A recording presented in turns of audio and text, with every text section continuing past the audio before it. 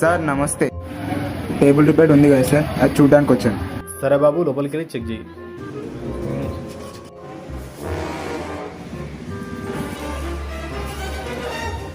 కాలు తగ్గట్లే కదా సార్, ఇది రమ్మన్నారు కదా సార్. 1 hour later. ఉండురా ఇల్లే సార్. మా వాళ్ళు ఇంకేం చెప్పారు కదా సార్. 5 minutes later. వీళ్ళు ఇంకా వస్తలేరు. నా కాల్ గురించి ఏం మాట్లాడుతురు? కొద్దిగా కాల్ తీసేద్దాం ఇక.